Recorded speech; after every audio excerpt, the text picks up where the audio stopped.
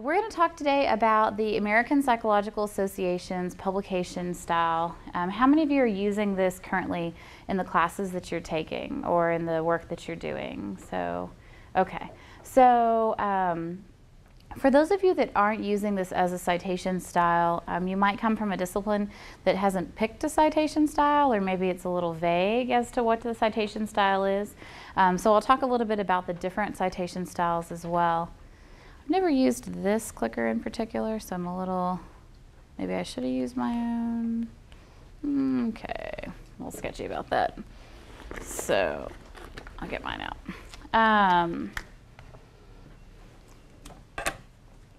So let's see.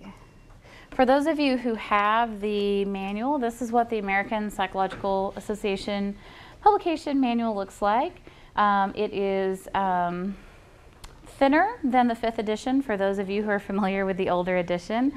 They recently updated it, and it's actually a pretty usable manual compared to the 5th edition. I do recommend that you tab it, and that's something we'll talk about, kind of the recommended tabs. This isn't pleasure reading, right? It's not like you sit down with a good cup of tea and the APA manual and you're like, oh wow, this is so thrilling, right? This is a reference manual, right? So you're going to tab it, you're going to use it how you need to use it. The 3 major styles, citation styles, are Chicago, MLA, and APA. And they're going to be used for different reasons and in different fields. APA really focuses on the currency of the research and the researcher, right? So it's looking for that name, right? And then it's also looking for the year, which is why in APA, the citation, the in-text citation is going to be author and the year, right? Jones, 2010. MLA is focused on pinpoint citations. That's Modern Language Association. It's used in English, and it's going to be showing you a lot of uses of language or the way that rhetoric is used, right? And it's going to give you that page number. So they use Jones and the page number, P.72, right? Chicago is a superscripted number, right? It's the citation style that has the little tiny numbers, 1, 2, 3, 4, 5, right? And they use either footnotes or endnotes.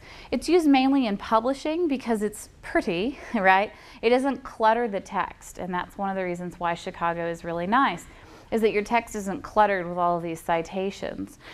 It's also used in history and a couple of other fields, and really it provides that extra information. So for instance, if you really want to know the background of something, go look at this footnote, read this footnote, right? Which is nice. So that kind of gives you a comparison between the 3 major styles. There are other styles, CSE, IEEE, right? There's all these other styles out there, but these are the 3 that we get the most requests for from students. I'm going to talk a little bit about the updates in the 6th edition. Oh yeah, questions? Geological. So does it have footnotes? Is it more of a footnoted style? Author year. It's probably more towards APA, and you'll really be able to tell the difference when you look at one of the references, one of the sample references, as to what information it has there. And I'll show you that towards the end, what a sample reference is, and you can kind of tell how close to it is or not. How many of you are using EndNote? Who's using EndNote here?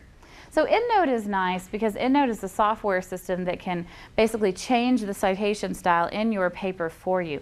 So let's say that you're submitting to a journal that uses APA, they say no thanks, then you take that article and you want to submit it to a journal that wants you to use USGS or whatever, or their own citation style, the citation style of the, you know, Journal of Marketing or whatever, right? Well, then you can select that and it'll automatically change your Word document over to that citation style. It's pretty magical for those of you who are doing a lot of publishing, or you're considering doing like a doc program, or you're in a doctoral program.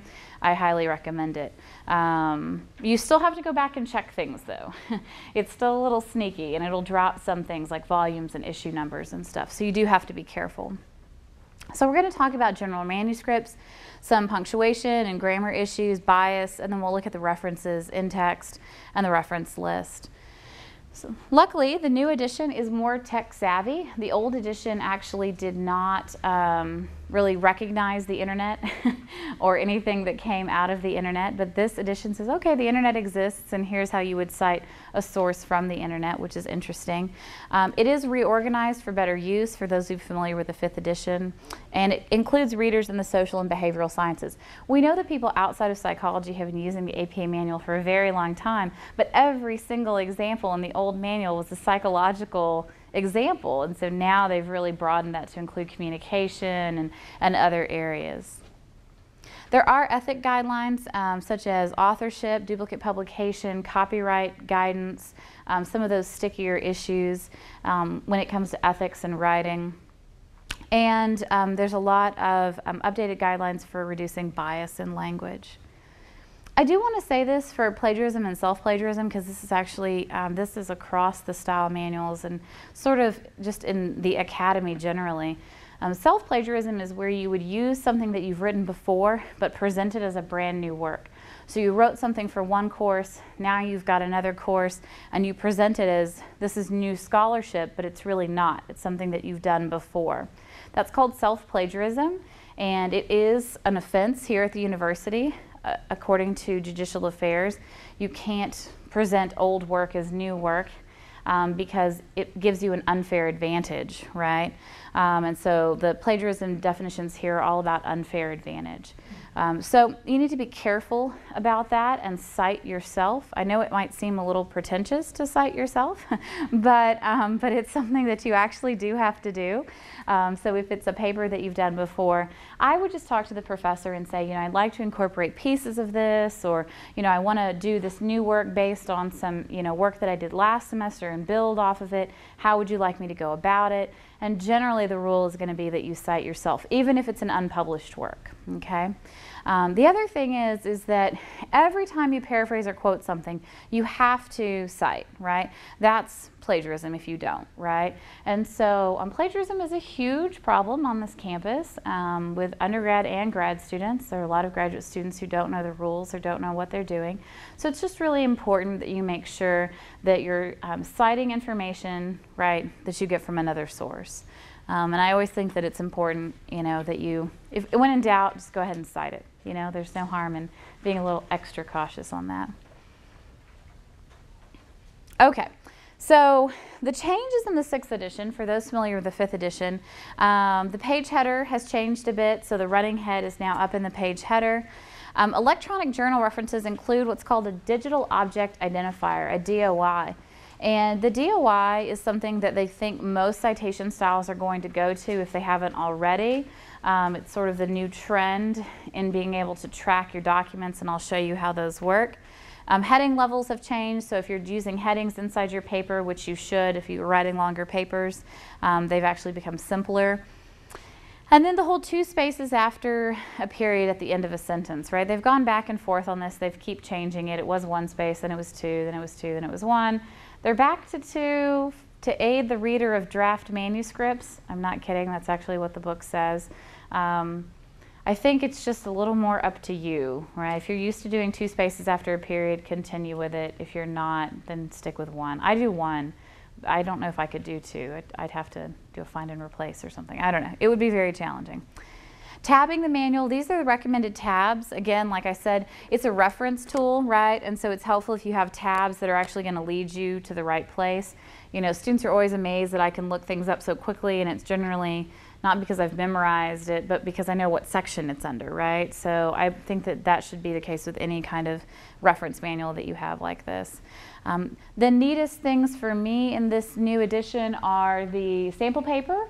So basically it has a whole sample paper, and then the checklist, which is brand new in this edition, and basically it's a checklist for publication. So you can go through and just make sure that you've done, you know, everything that you need to do, you know, before you turn something in.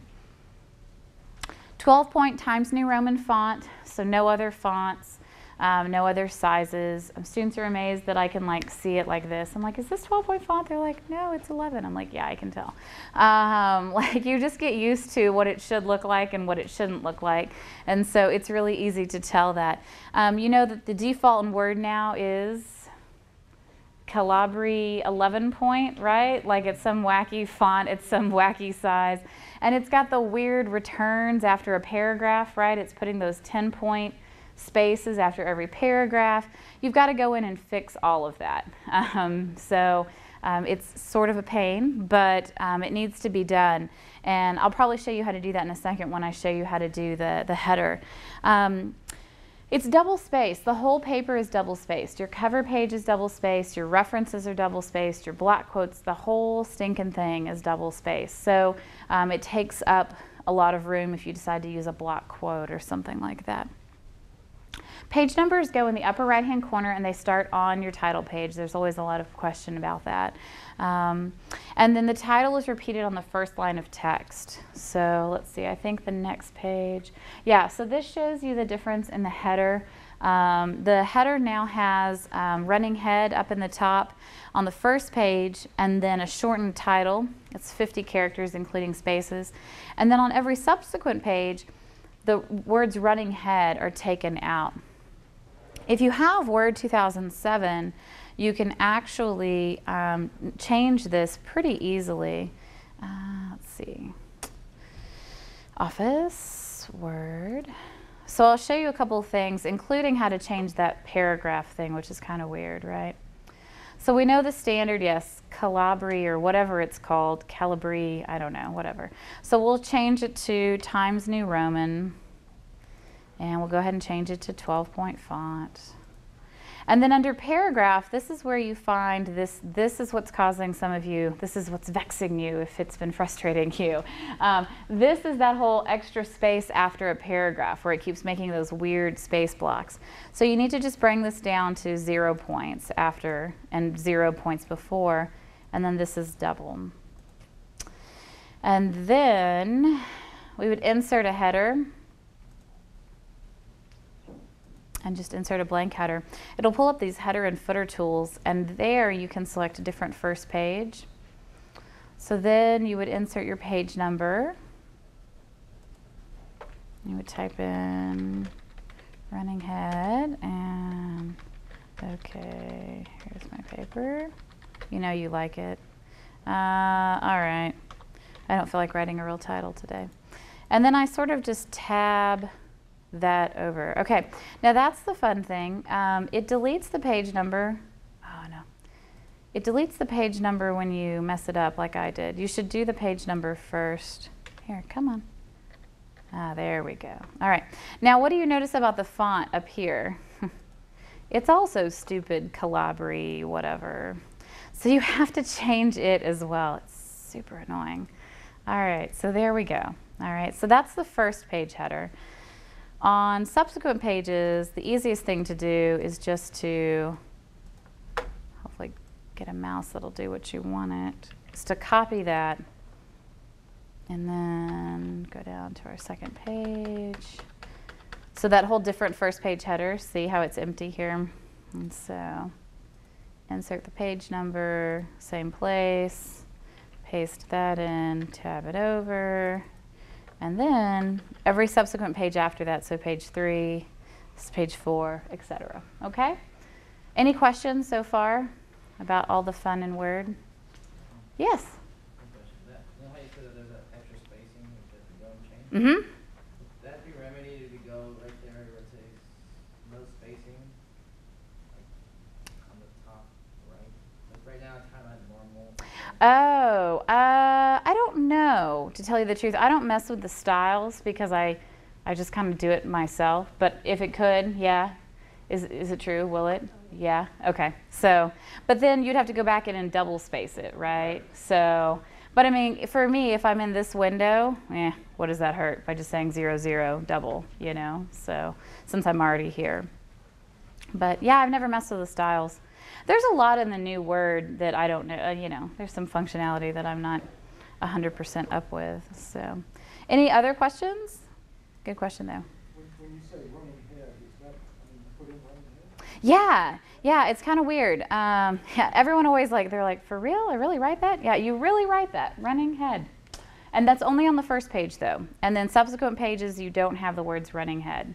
So, I know, it's a publication thing. It's how the journals who use APA want to see it. So it's very odd, but hey, there you go. So on your title page, really the only thing that should be on your title page is the title of your work, your name, and your institutional affiliation.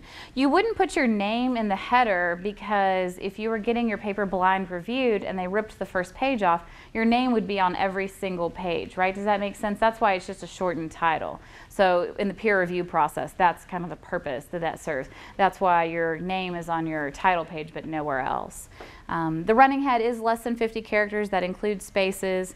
Titles should be, according to APA, 12 words or less. So I found some student came in with a title the other day. It was like, I don't know, probably 18 words. It was a little long. We cut it down. So again, this is what a title page would look like for an APA paper. Generally, no professor's name, no date, no course name. You know, if you're going straight APA, this is what it's going to look like. And I say that there are faculty on campus who prefer APA Lite, okay, their version of APA, right? And in the end, I say, well, you go with what the professor wants, right? Because they're the one giving the grade, right? So you could argue with them all you want, but if that's what they want, then that's what they want. Headings are a way that you can organize your papers and provide your reader a roadmap for where you're going. They're also really great because they serve as transition points for you in your writing. So if you're not very good at transitions, you might want to consider using some headings to help supplement that. But they go on a logical, just kind of a top-down progression. This is the, you know, the centered middle main heading. So like methods, you know, results, right? That would be this level. Maybe inside of methods, you've got, you know, your participants, your, you know, your data, right? Like you've got subsections. And then maybe inside of that, you have another level. It's possible. I have seen one paper with all 5 levels. It was a 400-page dissertation. Mixed methods, quantitative, qualitative. It was the largest thing I've ever seen in my life. It was pretty crazy. And she was having some serious issues with her headings, and she said that her committee wouldn't let her pass until she got her headings figured out. So we took all of her text out and we rearranged her headings, and then we put all her text back in. It was the craziest thing I've ever seen in my entire life. And we used all 5 levels. That is the only time in 5 years that I have seen all 5 levels used. I think that that's just breaking it down a whole lot, and it's probably not necessary. But headings are nice. They give your reader a roadmap of where you're going. They give them a stopping point so they can take a break, right? Go get a cup of tea, whatever. So I encourage you, you know, to use headings in your papers, especially for those of you doing like thesis dissertation work. In the full PowerPoint that I do, I have like, I don't know, probably 20 slides on grammar, and I'm not a huge, I don't like grammar, and so, as I'm sure many of you don't as well. And so for this one, I just do a 1-page on grammar. The first one is the serial comma. The serial comma is when 3 or more items are in a list. So we could say that Marianne likes chicken, peas, and carrots, right? And if we, so chicken, well, chicken that. All right, so chicken, peas, and carrots.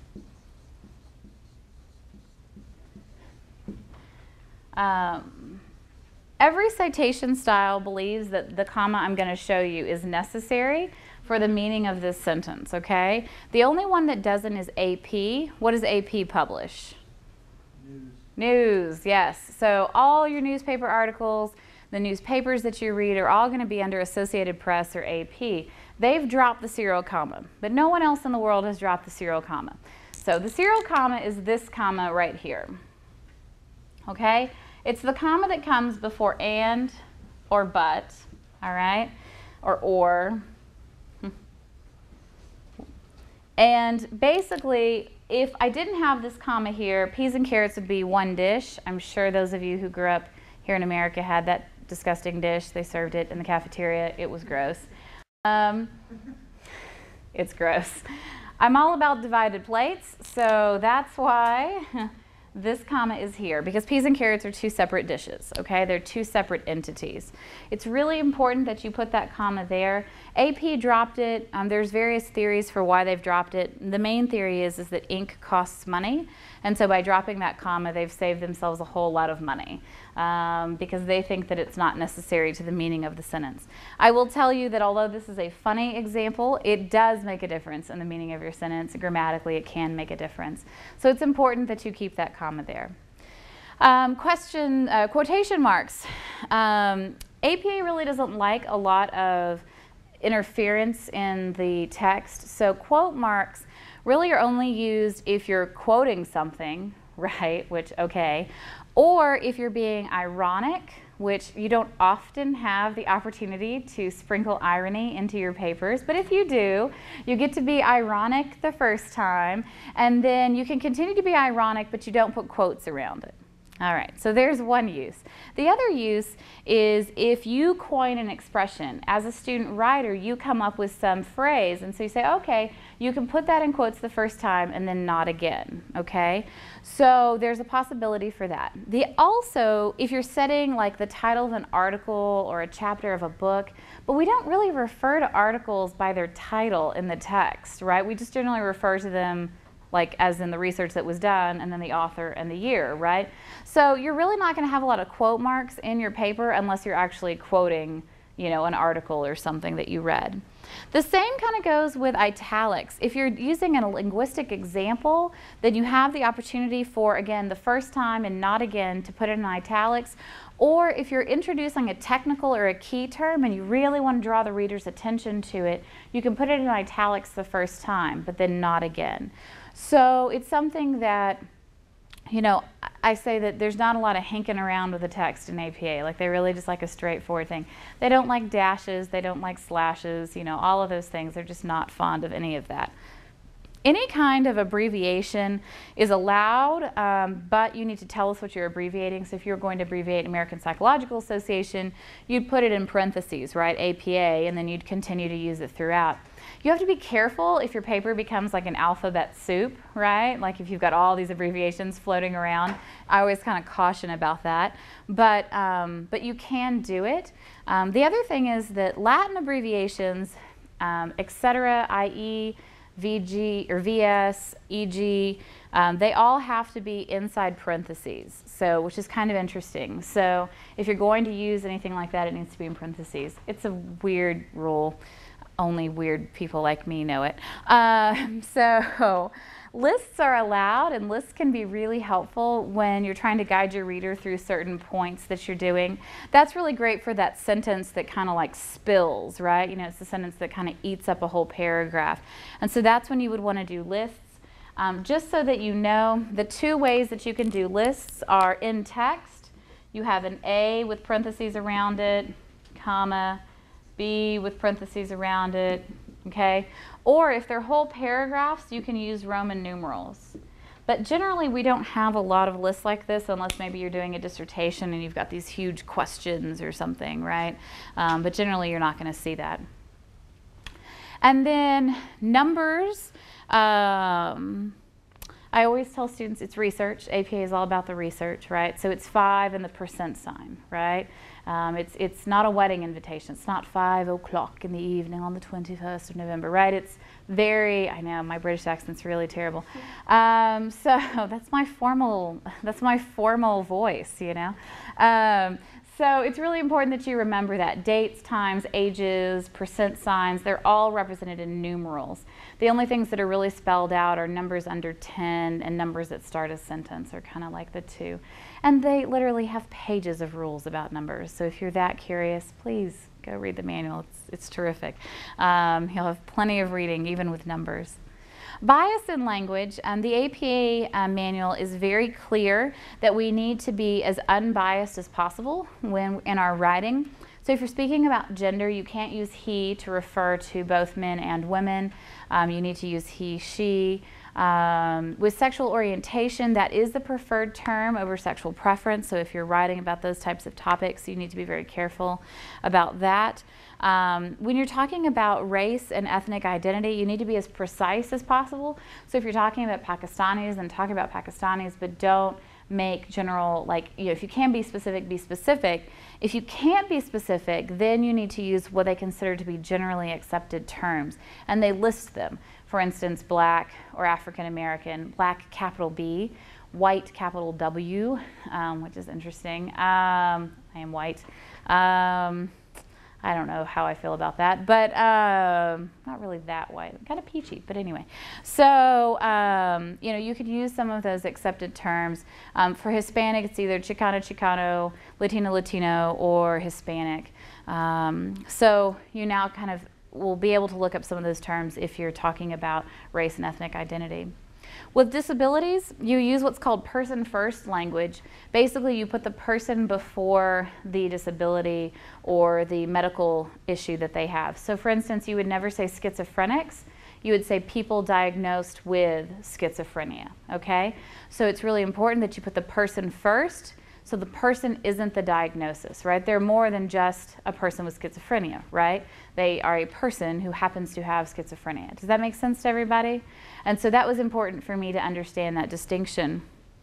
Additionally, the difference between a disability and a handicap. A person is never handicapped.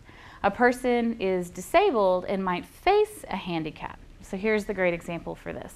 A person is disabled if they're in a wheelchair, okay? But a handicap is a set of stairs, all right? Now I know we have a handicap in golf, but in this case it's very different, right? So does that make sense to everybody? A person is disabled, a handicap is the source of the limitation, okay? So a set of stairs would be a source of limitations for someone in a wheelchair. Make sense? Yeah? Everybody? Cool? Okay, good. Age, they want you to be specific. If you're talking about children, we know there's a huge difference, right, between a 5-year-old and a 15-year-old. So be very specific about the age range or the time period that you're talking about when you're talking about certain subjects, okay? And then they prefer the term older person to elderly. Since I'm on tape, I won't tell you why, because I have a funny joke, but it's not appropriate. I think older persons wrote the book, but anyway. So I think that's a very funny distinction, and so it always cracks me up. The APA manual is very picky about some very weird things. So, all right, so we're going to look at reference citations in text. Reference citations in text, basically it's author, year, right? I mean, that's what you're going to see.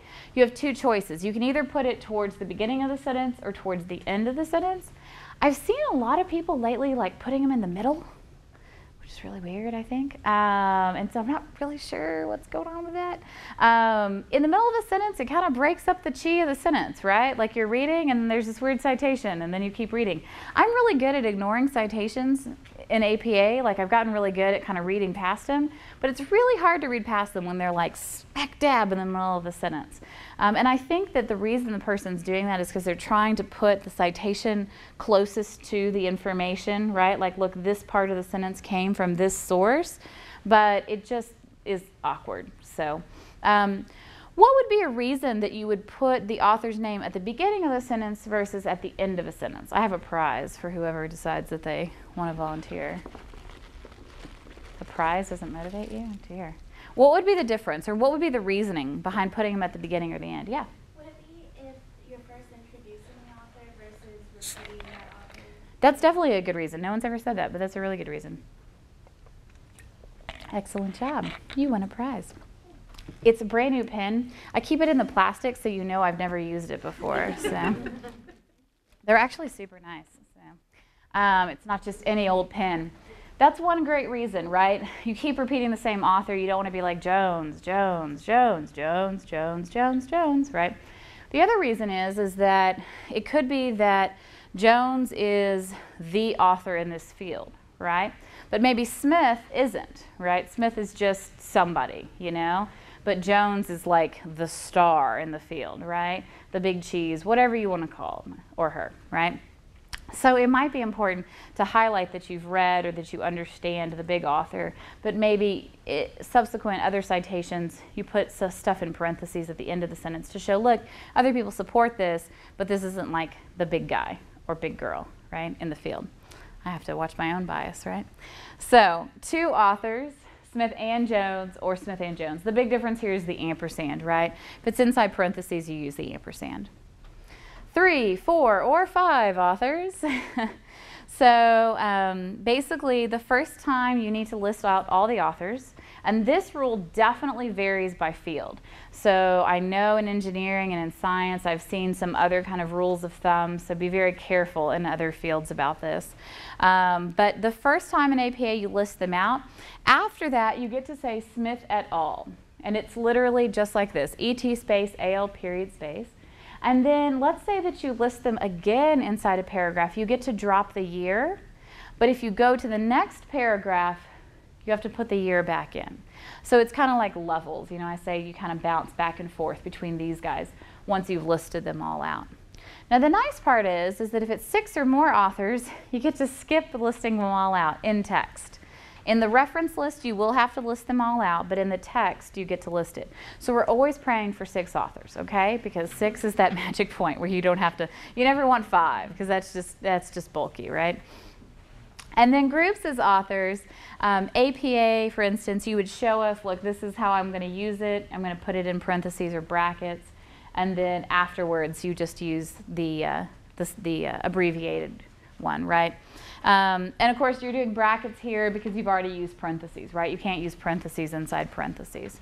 Just like to clarify that. So, okay, anonymous or no author. We really discourage anonymous.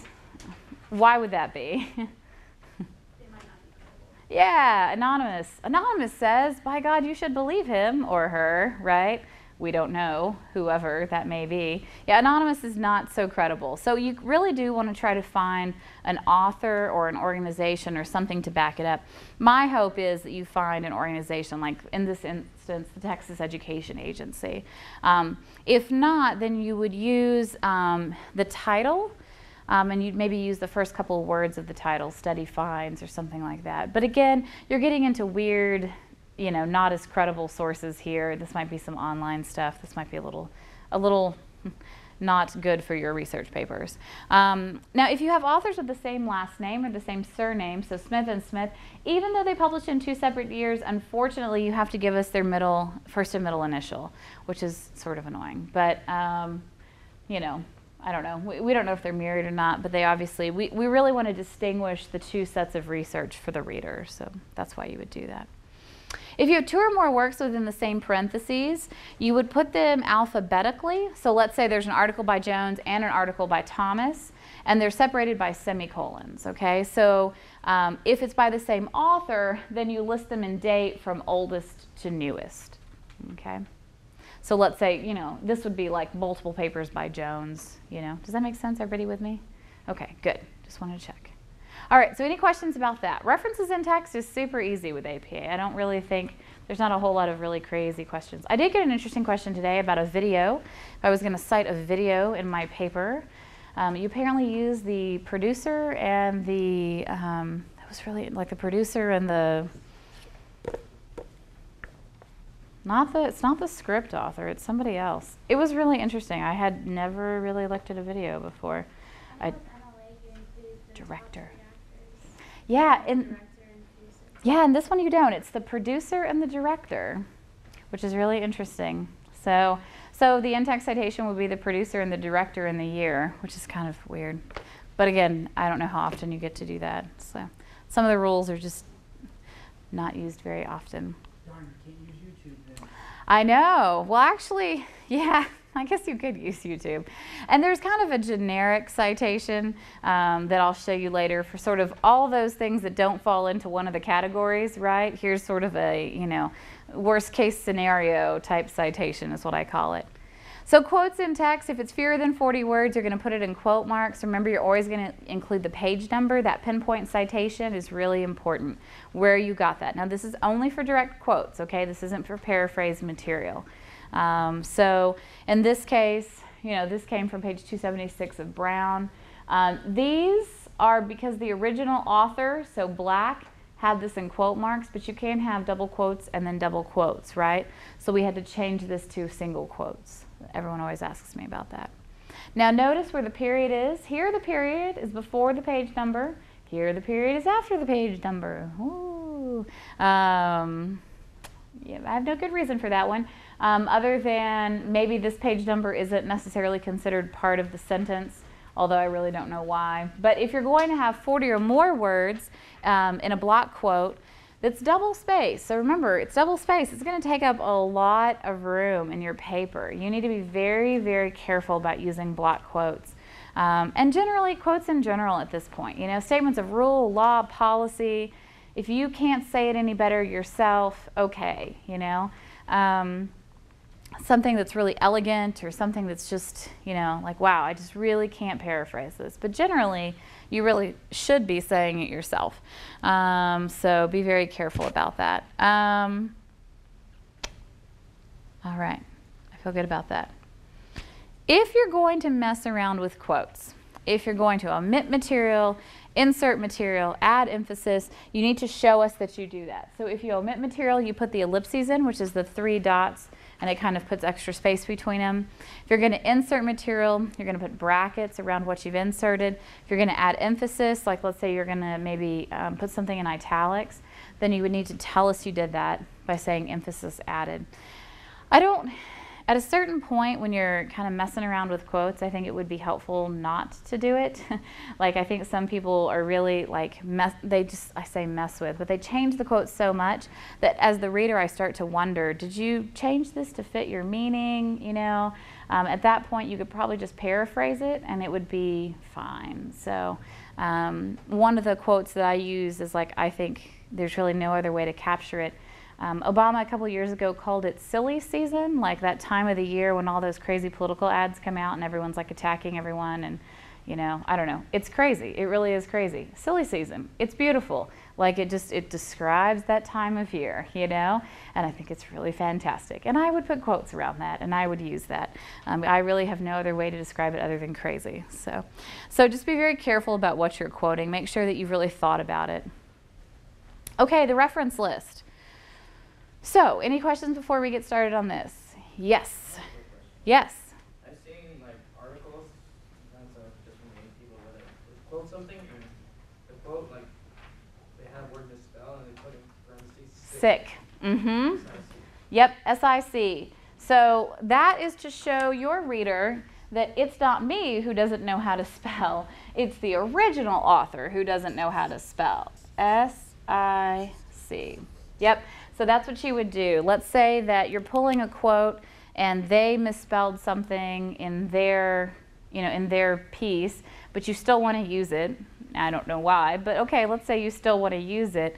Then you would put SIC in brackets, wherever, like right behind the misspelling, and it would let the reader know, hey, look, they're the ones that messed this up, not me. Because I've questioned that. I saw a student's paper a couple of weeks ago, and he had this quote, and I was like, man, this isn't even like a real sentence. Like, what is this sentence? And I was like, do you have the source? He's like, yeah, I've got it right here.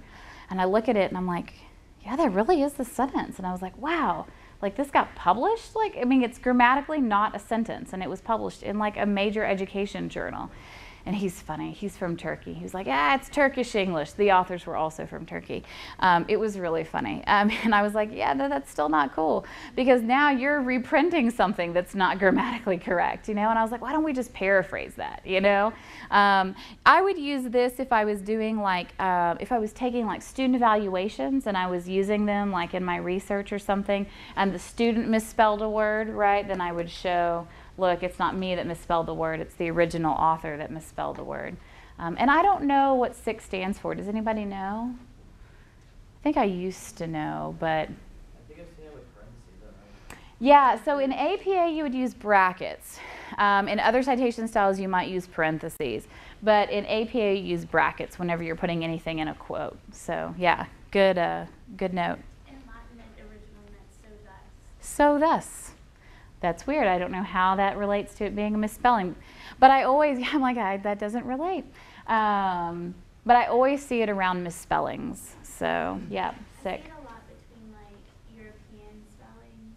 Oh, yeah, that's a good thing. So like if you're pulling, yeah, research from another country, someone was doing research on some behavior theory that had a U in it, and her whole paper, she spelled it with the U, the British spelling, and I was like, oh, I don't know about that.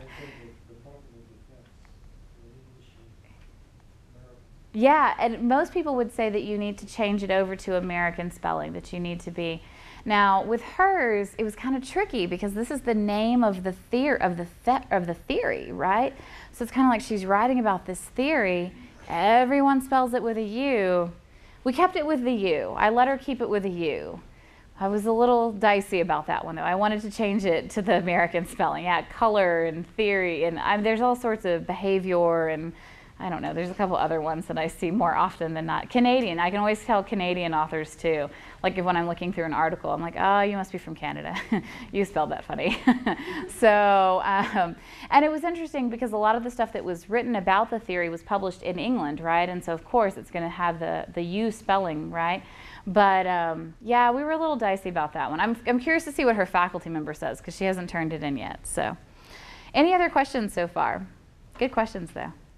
All right, so the reference list is titled Reference or References if you have more than one. It's double spaced and it's put in alphabetical order according to the author. There is a nice thing in the new Word though that I'm really digging, and so I'll have to show you guys. So a couple of little short tricks for when you're citing something. Do you like my references? You're really impressed with these, I know you are. All right, so let me...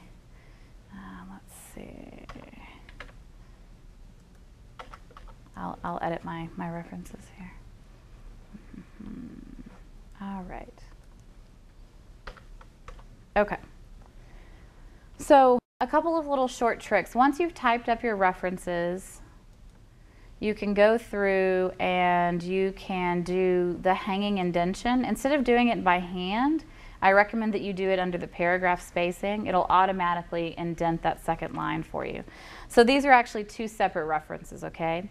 The other thing that it'll do for you, and this is new, is that there's an A to Z sort button now, which is kind of fancy. So see how it alphabetized that, WZ, right? Anybody want to see that magic happen again? Look at that, A to Z. Okay, done. Shazam, I know. For those of you who have more than 10, citations, and this is annoying, you can just highlight them all, hit the A to Z sort button, and ta-da, it alphabetizes it for you. Super magic. So there are a couple of short tricks in the new Word that I do know, and that is definitely one of them. I highly recommend that you use that hanging indentation instead of tabbing it. If you try to tab that second line over that hanging indentation, and then let's say you edit something later, it's gonna like totally mess with it, okay? So you've got to be really careful about that. That's really annoying for me, like whenever I'm editing. So I would just type my references in as I use them, and then in the end, go back, highlight them all, do the hanging indent, do the alphabetizing, and then you're done. One of the main other questions that I get a lot is students are like, well, do I reorganize the authors based on like last name, like inside an article? And the answer to that is no, because they're in that order for a reason, right? Someone wrote a lot of the paper, most likely. Someone's the lowly graduate assistant who was paid nothing, right, to work on that paper, right? So there's a pecking order when it comes to how the authors are organized, and that depends on your area, but it's very important that you not mess with the order of the authors in the internal piece of the citation. So in APA, last name comes first. And then first initial, middle initial, really important that you try to go find those. That is something that EndNote tends to drop off. Also, if any of you have ever used, like inside the databases, it'll provide you, like there's a link and it says like do a quick APA citation. The library always wants me to caution that those are missing the volume or issue sometimes, and so it's a nice function to have, but if it doesn't really work right, I think it's kind of silly to have it there. But just know that even that might not be correct, so you need to be very careful. The title of the article, and then the title of the journal, and then the 6 is the volume, and the 5 is the issue, okay? So for those of you who always flip those. and then the page range of the entire article. So what are some things that you notice about this? They're kind of like, you know, a little unusual. Anybody? Anybody? For a prize? The data for the dates. Go ahead. Sorry. I think the data for the dates, 2003. Oh yeah, it is kind of weird, the period after the date. Yeah, they put weird periods like just randomly in the citation. And so they think that that period is there because this is sort of like one thought, right? Like the author and the date are kind of one thought, and so they think a period is important there, which is kind of weird. What about capitalizing?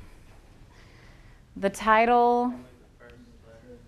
Yep, only the first letter and any word after a colon. Very strange. And then the rest is all lowercase. I can't tell you how many students get that wrong. And then italicizing, the volume is italicized, okay? So professional school counseling, this comma and this volume are italicized. So you have to get your cursor between these two and kind of like back it up. It's really annoying.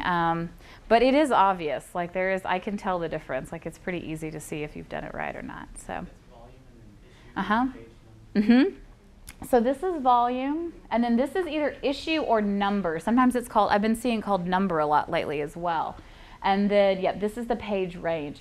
And this is the range of the whole article, not just the piece that you read, right? Or not just the piece that you're using, but the whole article.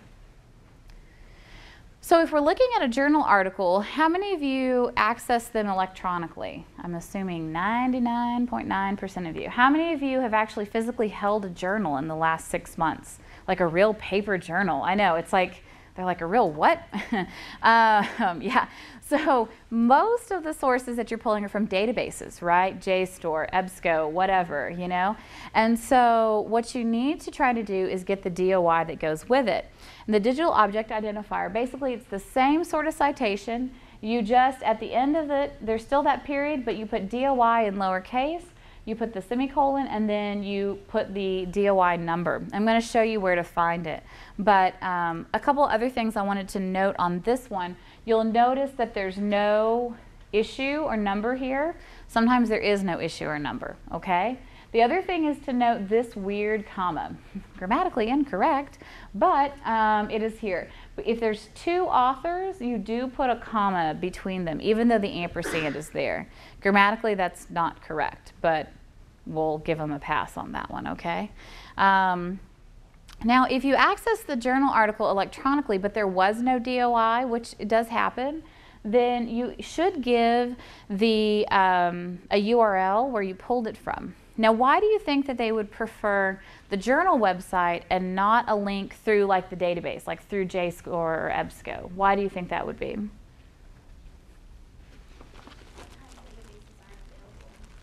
Yes, you don't get another pen, sorry. She'll have like all the pens by the end. I have a bunch. Yeah, because let's say that you submit the article to the University of North Carolina, Chapel Hill, right? And your reviewers there want to go and look, and they click on the link, but it doesn't work for them because they don't have access to that database, right? So that's why they prefer you to go find the journal's actual URL. So go find the Journal of Applied Medicine and put that URL there. That's what they would prefer. So that's kind of interesting. It's really all relating back to the publication process, right? And so it's important to know that.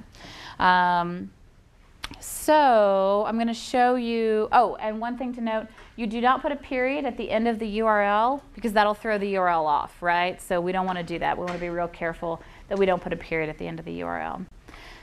So here's an example from EBSCO just to show you where the DOI is. Sometimes the DOI is on the actual printout of the article, like when you print it. I've seen the DOI like hidden on the bottom of the page, in the footer.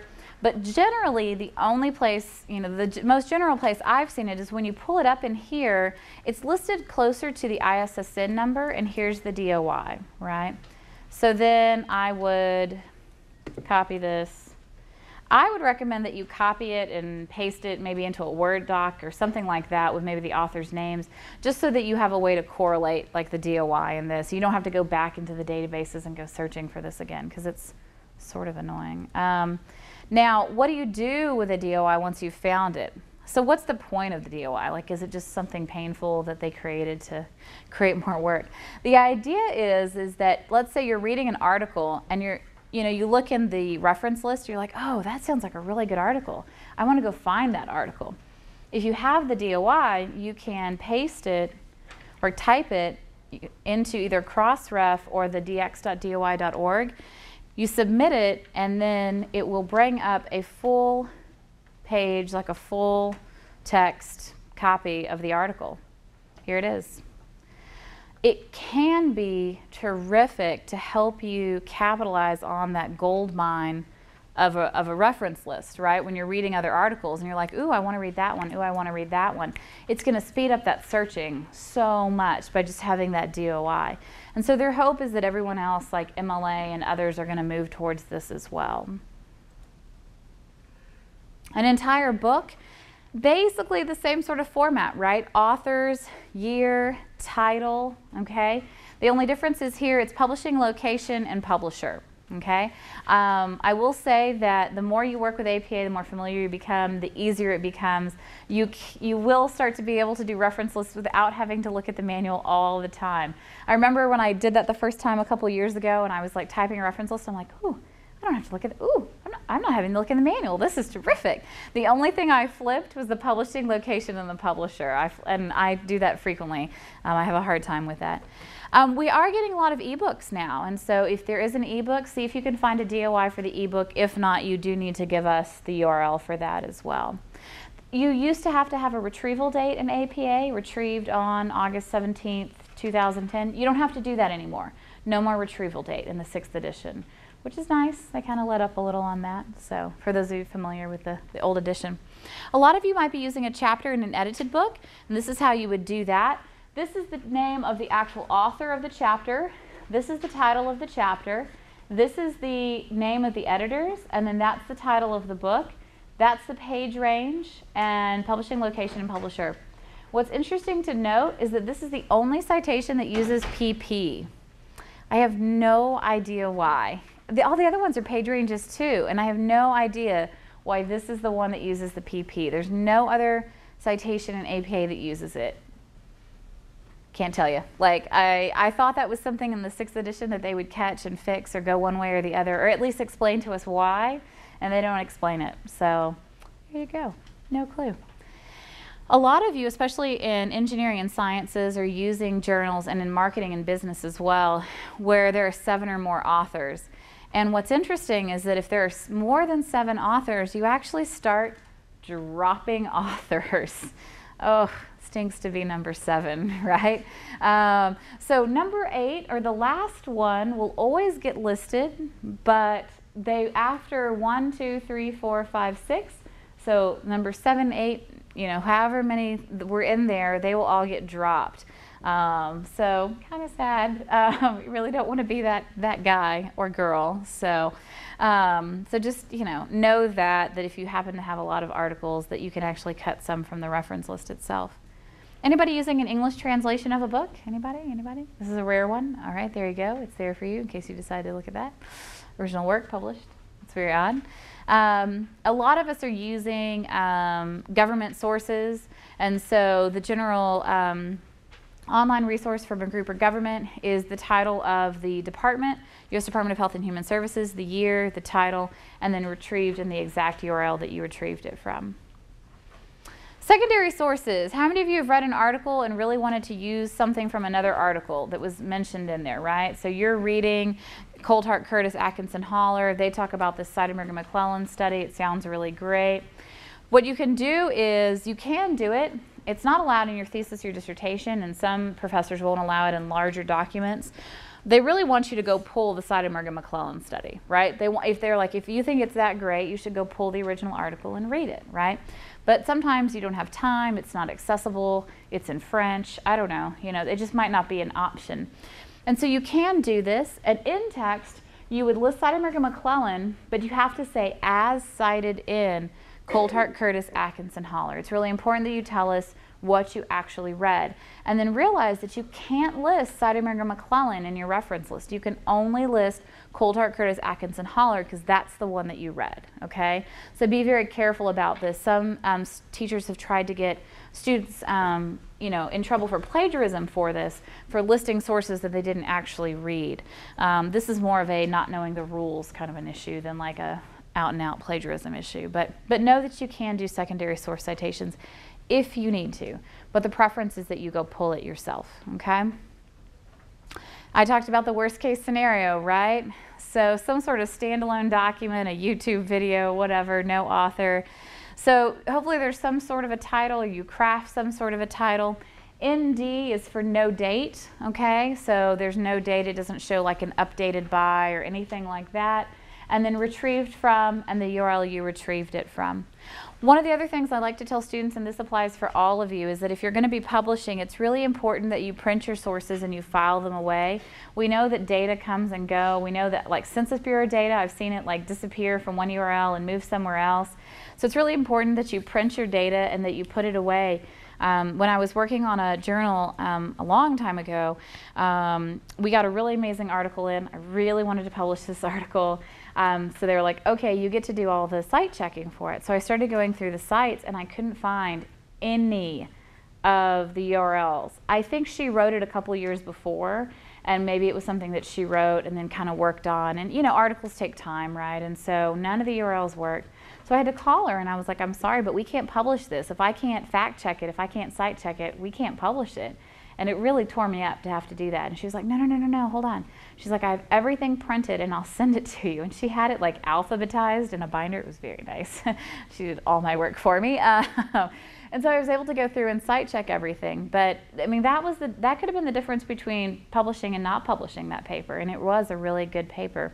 It did have a lot of references to movies and like pop culture and stuff in it as well, and I think that's where she was getting in trouble, is that some of those URLs had gone down. So be careful about that. You know, keep your stuff, print it, save it away. You know, journal articles, they're not necessarily going anywhere, but any sort of governmental reports or anything like that, you never know when they're going to decide to pull that stuff down. So you can use any sort of personal information, whether it's a PowerPoint, a lecture, something you saw, an interview, an email. I had to use an email in my thesis. It wasn't pretty, but it was the only way I could get the data from this guy that was running a program like in Arkansas. It was nowhere else. It was just by email. So it's called personal communication. You only cite it in the text. You don't cite it on your reference list, okay? So just know that there is a way around that. All right, so when I talk to students about, like, and when I talk to you guys, how do you teach APA style, right? You have students just teach themselves. Well, that's kind of painful. Painful for you as well if you're doing all the grading, right? You can provide written models for them. You can give them resources. You could give them our PowerPoint. We have some shortened PowerPoints. I also have this if you guys want to take one of these. This is just a short, like APA. It's a one-pager back and front. It gives you the highlights of APA, right? So you could give your students this and say, look, here, this is some guidance, right? You could post our stuff on your WebCT if you'd like it. You can always contact us. You can guide them through the manual, literally have them all bring the manual. You know, if you're teaching in a field that uses APA, this is going to be important for them. And so sit down, take 15 minutes one day, have everyone pull out their APA manual and work them through the manual.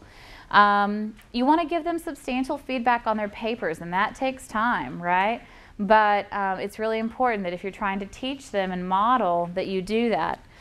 Maybe you have us come and present. We do a lot of APA workshops in class for both grad and undergrad classes.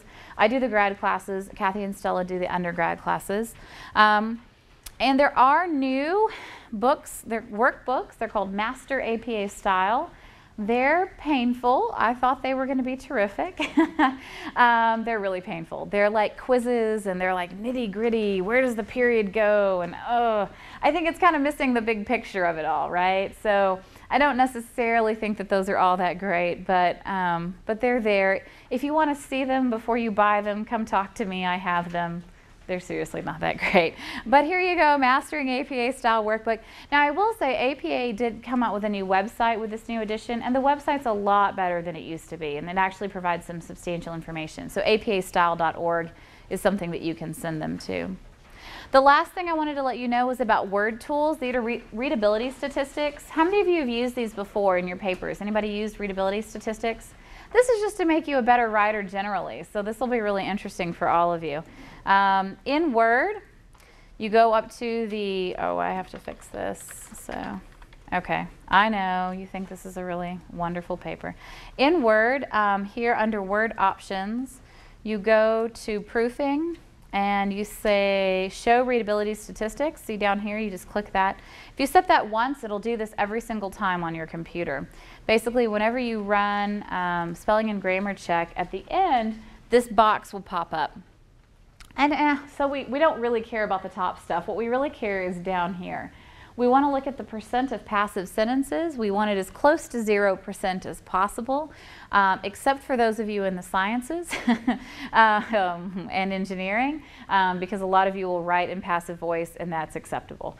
And that's a whole nother discussion, okay? But for the rest of you in COLFA and education and public policy, you should be writing in active voice.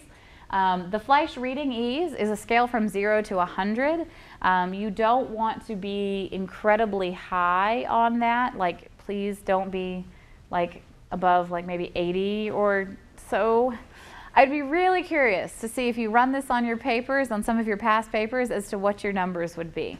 Most of you will have a, oh, that was magic. There wasn't a person there either, freaky. That was weird. So it'll be interesting to see what your natural patterns are, what your natural inclinations for writing are. The grade level, literally this is the grade level. So my fantastic sentence is at a 5th grade level. I know, I'm amazing. We don't want you writing at a 5th grade level, right? But we do want you writing something that's legible and readable. What this does, it's an algorithm, right? It looks at the number of letters in your words, words in your sentences, sentences in your paragraphs, paragraphs in your paper. If you've got really long paragraphs, I had someone come in, a doc student the other day, he had a paragraph that was 4 pages long, okay? It's just not good, okay? Like, just not gonna happen, all right? So what it's doing is it's saying, look, you're too long-winded. You know, the other rule of thumb I have is if I'm reading your paper out loud and I run out of breath in the middle of a sentence, it's too long of a sentence, okay? So those are some rules of thumb, all right? This is where you're gonna see that, and you would wanna be maybe 12th, 13th, 14th, 15th, okay? Those of you who are writing science papers with those really long, complicated ethyl, alcohol, subterranean, God knows what, then that's gonna throw off your numbers, right? But then what we'll do is you'll wanna go through and kind of look at your, kind of your standard numbers and make sure that you're not writing a paper that's too inflated, okay?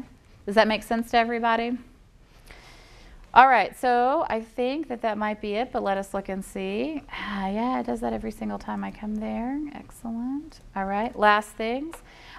Just so you know, again, my name is Melissa Thomas. I do graduate student learning assistance here at UTSA. We have a lot of services that we offer to grad students, and so I kind of want to plug them real quick. We do academic coaching, which is where you can meet with us one-on-one.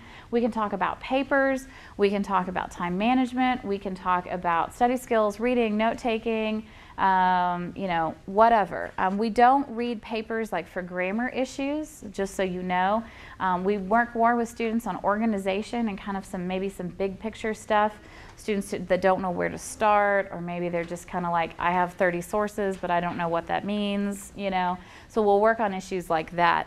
We also do a writing institute every May mini-mester and every spring break, aimed at students writing a thesis, a dissertation, or a paper for publication. And it works not only on some issues with grammar and organization, but also on motivation to really get those large writing projects done, because we know that that can be a real stumbling block towards graduation. We also have a thesis dissertation group that meets every semester. We're done for the spring semester, but we'll start up again another one in the fall. So if you're going to be hitting that point in your program, I highly encourage you guys and gals to come to that. We also have the Writing Center here at UTSA. They're not affiliated with the Tomas Rivera Center, but the Writing Center has tutors who can help you. They have graduate level tutors who can help you. And so if you'd like to get a list of recommended tutors who work with graduate students, we're more than happy to provide that. So is the director of the Writing Center. And then, of course, the library, right? The library has a lot of wonderful sources for you, including the bibliographers. And this is actually their citation guide, which is actually nice. And it has links to a lot of other citation styles other than just APA. So on that note, if you've got questions, I'll stick around for a couple minutes. Thank you, guys. Appreciate it.